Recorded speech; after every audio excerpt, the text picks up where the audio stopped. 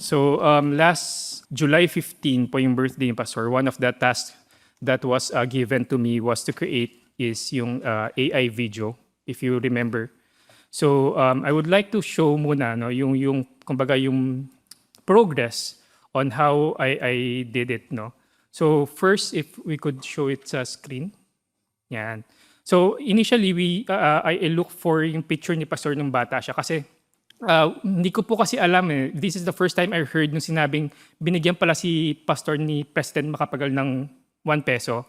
So hindi ako familiar dun sa story na yon. So tinanong ko yung team, sabi ko ano bang nangyari dun sa kasi hindi ako familiar. So sabi nila nagbebenta daw si pastor ng dyarya during that time. So sige, kung nagbebenta si pastor during that time, for sure siya, bata siya. So dito ako nagsimula. So naghanap ako ng picture niya nung bata siya and then using AI din, ni-restore namin yung photo. So ito na itsura niya, next slide, yan. And then after po niyan, each character po, gumawa po ako ng character sheet para i-feed po dun sa AI. So next slide, ito yung itsura nung no. So yan.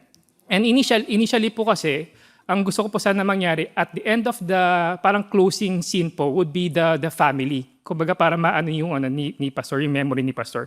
So I also made a character sheet for Tatay Abante. Next slide yan.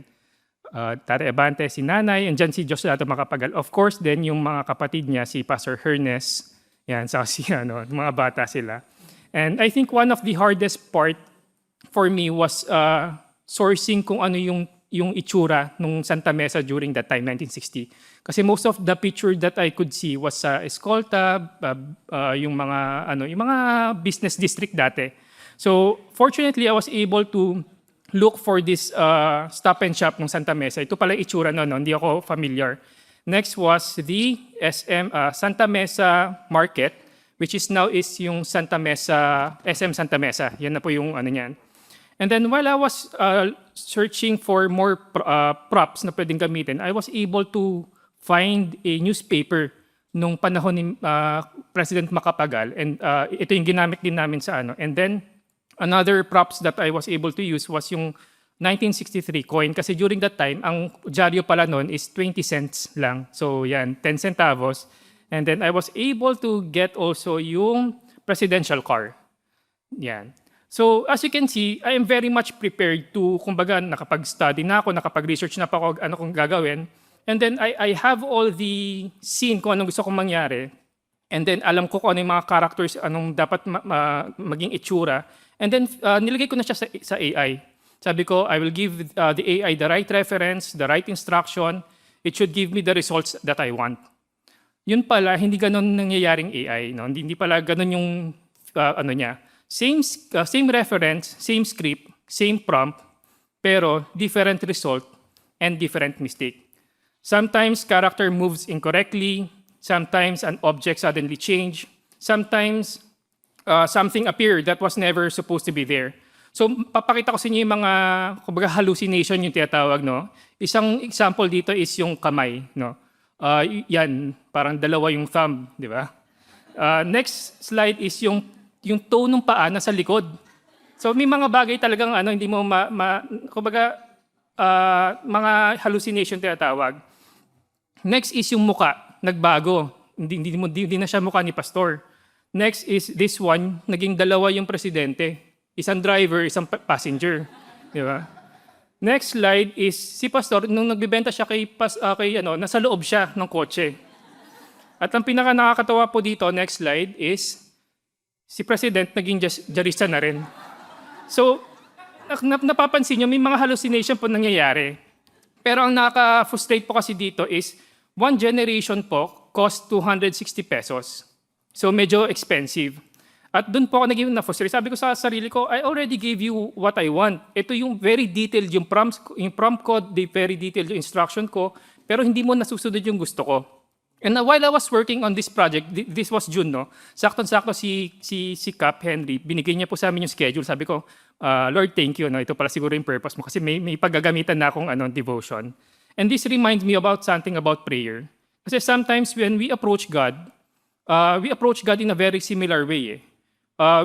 Kumbaga, ang Panginoon hindi siya nagkakamali. Hindi naman siya AI. Pero sometimes I realize when I pray, I have the specific results in mind. No? We usually pray with an outcome already in mind.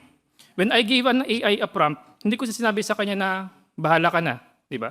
Pero very detailed lahat ng sinasabi ko, ito yung magiging camera movement mo, ito yung una mong papakita. So I'm very detailed. And sometimes we pray that too. Pinagpipray natin is, Lord, please give me this opportunity. Lord, please change this situation. Lord, this is what I need to happen. And there is nothing wrong with praying specifically. God invites us to bring Him our request. Di ba? Ganon din ginawa ni Paul. Sabi ni Paul dun sa 2 Corinthians 12 verse 8 is, for these things I besought the Lord thrice, that it might depart from me. Alam ni Paul kung anong gusto niya mangyari. Sabi niya, Lord, take this away. Hindi lang niya pinagpray isang beses, pinagpray niya ng 3 beses. But prayer is different from simply giving instruction. Prayer is not controlling God or finding the perfect combination of words until He gives us a result we requested. Sometimes I'm guilty po ako sa na kunyari meron akong malaking project or meron akong mabigat na prayer request. Ang ginagawa ko, sige, this week magbabasa ako ng extra chapter sa Bible, tatagalan ko yung konti prayer, hindi ako malilate sa service So may mga, kumbaga, we're trying to negotiate. But prayer is bringing our request honestly before God, while trusting His wisdom and submitting to His will. But when we already have an answer, yung kumbaga pinapangunahan na natin ng Panginoon, doon tayo nadidisappoint. Kasi kumbaga pinapangunahan na natin ng Panginoon Paul wanted a thorn gun and he had specific outcome in mind. Just like what we do when we pray. And when God answers, kung anong sagot ng Panginoon, hindi siya tugma doon sa iniisip natin, doon tayo na-frustrate. Similar po sa nangyari sa akin nung pag-generate ko ng AI video na yan. Sobrang frustrated po ako because I had an outcome in mind. And lahat po nung generation nun, for me, it was a failure.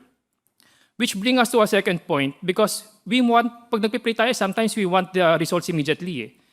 So number 2, we judge what God is doing too soon. I look at all the lahat po ng mga generate kong clips.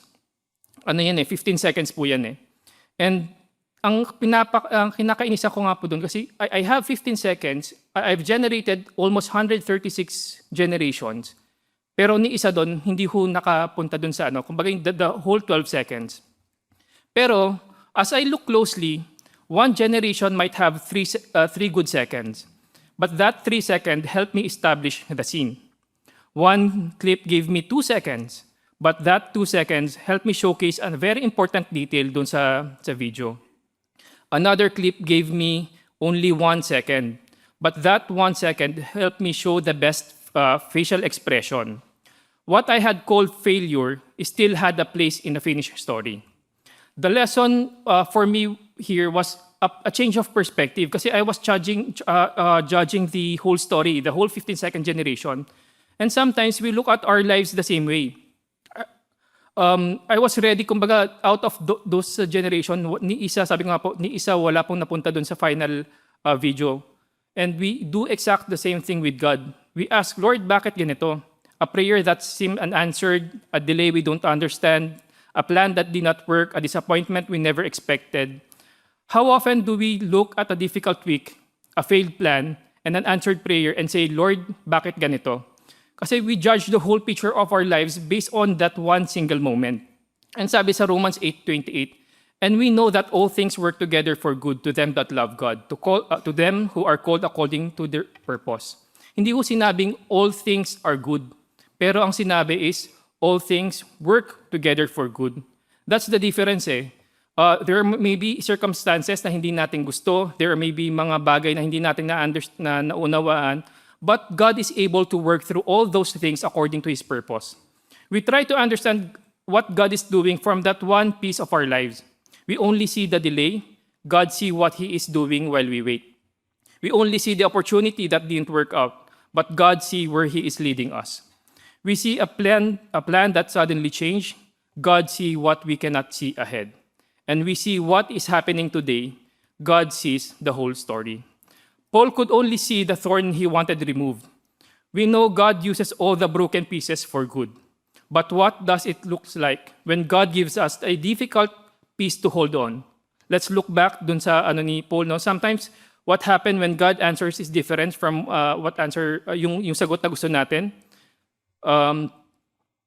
What happened when the peace that God handed us is a thorn. Number 3, God's answer may be different, but His grace will be enough. Paul prayed, Lord, take this away. 3 beses niya pinag-pray yun. Very specific yung prayer niya. Pero ang sabi ng Panginoon sa kanya in 2 Corinthians 12 verse 9, my grace is sufficient for thee, for my strength is made perfect in weakness. My grace is sufficient for thee. Paul asked for deliverance. God gave him grace. Paul wanted that difficulty to remove. God gave him strength to endure it. God's answer was very different from Paul's request, but hindi siya mas mababa because God knows what we really need.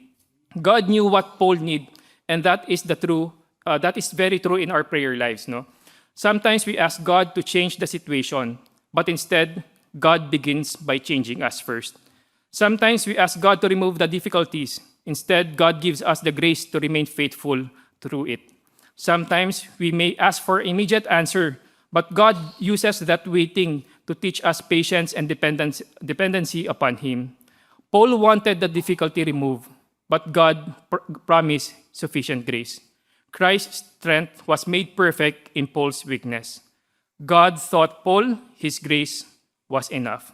And as I end po, sabi ko nga po, when I finished that AI project, ni isang 15-second generation napunta dun sa end, lahat po yon nakita nyo dun sa picture, there were a small pieces of that 15-second generation.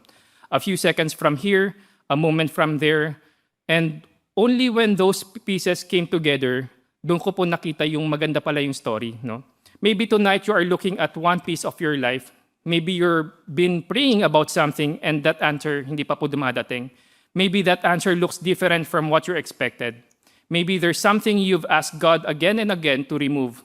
You might be holding a piece of your life na feeling mo hindi nagme-make sense. A piece that hurt, a piece you beg God to take away. But remember Paul.